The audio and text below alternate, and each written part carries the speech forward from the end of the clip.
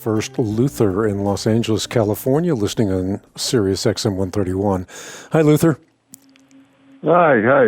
I want to ask a question. I happen to be a big animal lover, and I just watched my dog. I had to put it to sleep. And I'm trying to find something in the Bible that reassures me that the animals will go to heaven. So I'm referring to Ecclesiastes 3:18 to 21, where it says, I won't read it, but briefly, where it says that concerning the sons of men, God says them, they may see that they themselves are like animals. Then it says, what happens to the son of man also happens to animals. Then it says, who knows, he's asking a question, who knows whether the spirit of the animal goes down to the dust or the spirit of the human goes up to heaven. Then it has a footnote here, Ecclesiastes 12:7, where it says, and the spirit goes back to God who made it. Now, my question is he in that verse, is he referring to the spirit of animal goes back to God who made it, or just a human being? And what happens, is there anything in the Bible that says what happens to the soul and spirit of an animal? It says the animal has a spirit, but what about a soul? Yeah, well, I don't think you have to dichotomize between the two, and I'll explain that in a moment.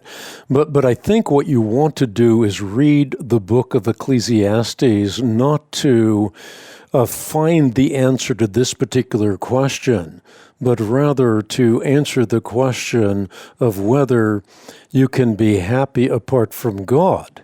And so the author is looking at life under the sun, and from the human perspective declares it all to be empty.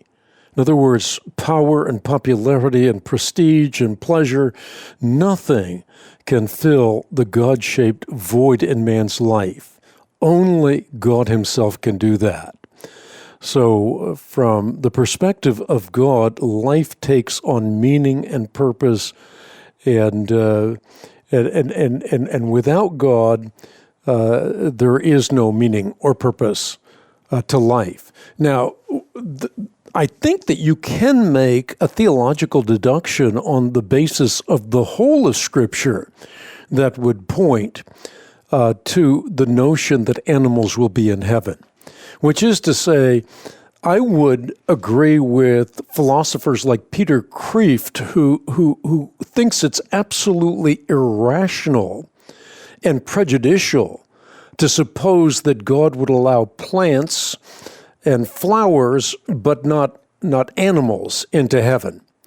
And I think if God resurrected our pets, it would be in total keeping with his overwhelming grace and goodness. And to the point of your question, I think the scriptures from first to last suggest that animals do have souls. Moses in Genesis, John in Revelation, they communicate that the Creator endowed animals with souls. However, and this is a big however, because the soul of an animal is qualitatively different from the soul of a human being, there is reasonable doubt that it can survive the death of the body. In other words, it becomes a debatable issue. But I do think that one thing is absolutely certain, and that is that if you look at the Scripture as a whole, there is sufficient precedent for believing that animals will inhabit the new heavens and the new earth. Whether it be petted pets or not, I don't know.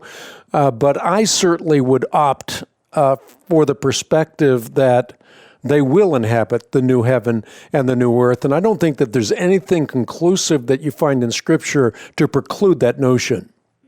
Actually, the other question was, what about 12:7, where it says, then the dust will return to earth as it was, and the spirit will return to God who gave it? Is he referring to the animal spirit and the humans, or just the humans? Well, I think what's in view here has to do with humanity. I think that's what's really in view. There's a contrast that is made to make the point, but I don't think the point here is to underscore one way or another whether animals have souls or spirits. I think that the idea here is that you have to make the theological deduction from the whole of Scripture.